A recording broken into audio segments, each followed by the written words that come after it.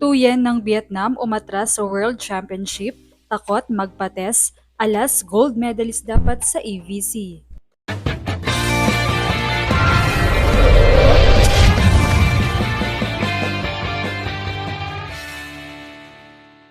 What's up, Volleyball Nation? Welcome back to my YouTube channel.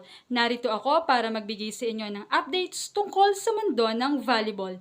Pero bago yan, don't forget to subscribe and hit the notification bell para updated ka sa aking mga videos.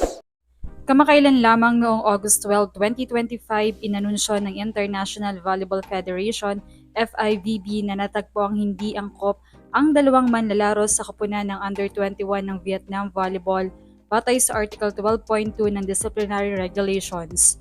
Dahil dito natalo at tinanggal sa estatistika ang apat na laban kung saan sila kalahok at agad din silang na-disqualify mula sa nasabing torneo. Dalawang under-21 players nga ang na-disqualify dahil sa ineligibility at pansamantalang nakalista sa roster para sa laban sa Chile bago ito binawi ng FIVB. Ang sabi lang ng International Volleyball Federation ay ang manlalaro ay ineligible.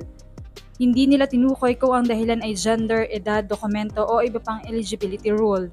Ngunit isa sa mga bansa sa Southeast Asia tulad ng Thailand ang nag-ulat ng chromosome gender test ang dahilan at naglabas ng balitang failed chromosome test. Matatandaan kasing naging usap-usapan ang tungkol sa puksaan ng Thailand at Vietnam sa nakaraang CV League kung saan isang matapang na komento ni Pimpit Shaya ng Thailand ang tila nagpapahaging tungkol sa gender ng multi-awarded opposite hitter ng Vietnam na si Thuyen. Kaya naman nito lamang ay isang anunsyo mula kay Thuyen sa pamamagitan ng official Facebook page ng Vietnam Volleyball ang kanyang binitawan patungkol sa kanyang pag-atras sa World Championship na dadaluhan sana ng Vietnam. Ayon nga sa anunsyo ng page, first of all, ipinaparating ni Thuyen ang kanyang lubos na pasasalamat sa lahat ng supporters na walang sawang sumusubaybay at walang humpay na suporta kay Thuyen at Vietnam National Team Volleyball. Ang nakaraang kampyonato na nakamit sa second leg ng CV League ay indikasyon at resulta lamang ng determinasyon at katuparan ng isang pangarap.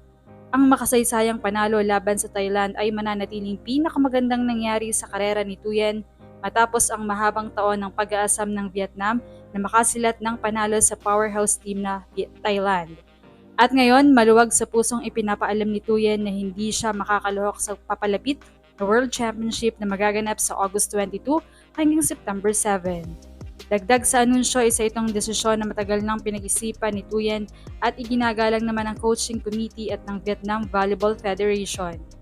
Ang dahilan ng mahirap at malungkot na desisyong ito ay hindi dahil sa kawalan ng pagnanais na maglaro at irepresenta ang bansang Vietnam, kundi dahil sa mga bagong kahilingan ng World Volleyball Federation o FIVB kaugnay ng kondisyon ng paglalaro ng mga atleta. Para kay Thuyen, ang palakasan at paglalaro ay hindi lamang tungkol sa kompetisyon, kundi tungkol din sa respeto at katarungan. Ang nararamdaman ni Thuyen ay ang kakulangan sa transparency at patas na pamantayan sa naturang mga regulasyon. Naniniwala siya na ang bawat atleta ay may karapatan na makipagkompetensya at makapaglaro sa isang kapaligiran puno ng respeto at pagkakapantay-pantay.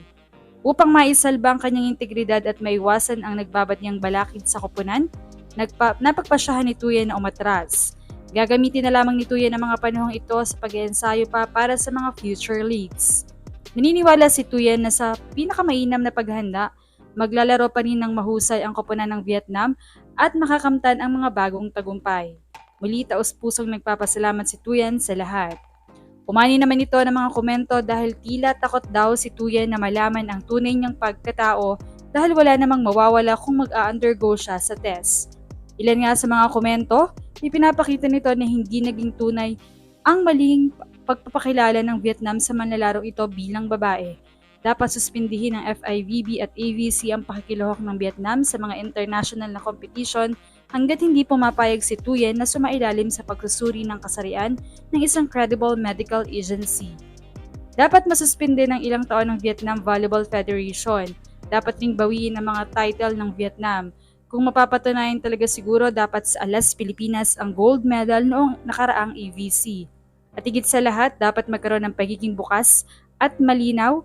Kailangan masuri na siya minsan at tuluyan upang Matapos na ang mga espekulasyon, bagaman wala pa namang konkretong anunsyo ang pamunuan, subalit ang mga usapin ay kinakailangan na talagang ma-address. Kaya naman, anong masasabi niyo rito? Leave a comment below. Thank you for watching and don't forget to subscribe.